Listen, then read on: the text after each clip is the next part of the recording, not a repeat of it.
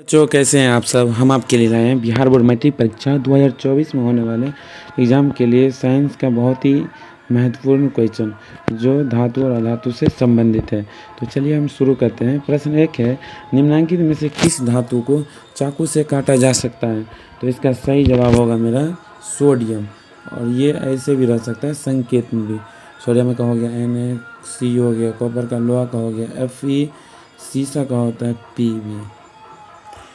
अगला प्रश्न है कि एक उच्च आघात वर्ध धातु जिसका उपयोग खाद्य पदार्थ को पैक करने के लिए किया जाता है, तो वो कौन सा धातु है जिसका उपयोग हम खाद्य पदार्थ को पैक करने के लिए किया। तो इसका सही जवाब होगा एल्युमिनियम यानी कि Al। अगला प्रश्न है, एक अधातु जिसमें चमक होती है वो नॉन मेटल है फिर भी उसमें शाइनिंग होता है, तो वो है मेरा आयोडीन।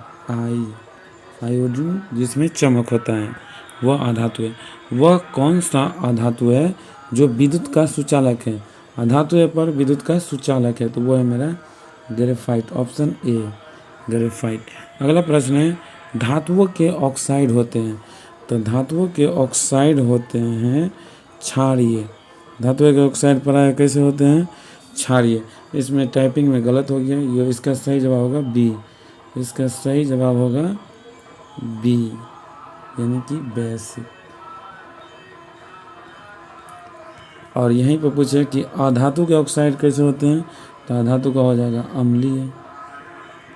अगला प्रश्न है, सबसे अधिक सक्रिय धातु है।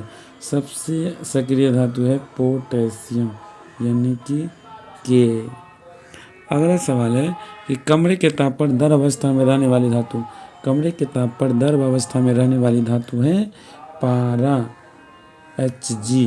पारा को बोलते हैं Hg। अगला प्रश्न है, कमरे के ताप पर द्रव अवस्था में रहने वाला अधातु कौन है। धातु पूछे तो पारा, और कमरे के ताप पर द्रव अवस्था में रहने वाला अधातु पूछे तो ब्रोमीन, ऑप्शन है। अगला प्रश्न है, एक अधातु का नाम बताएं जो कठोर होता है, वो है मेरा डायमंड, ऑप्शन बी।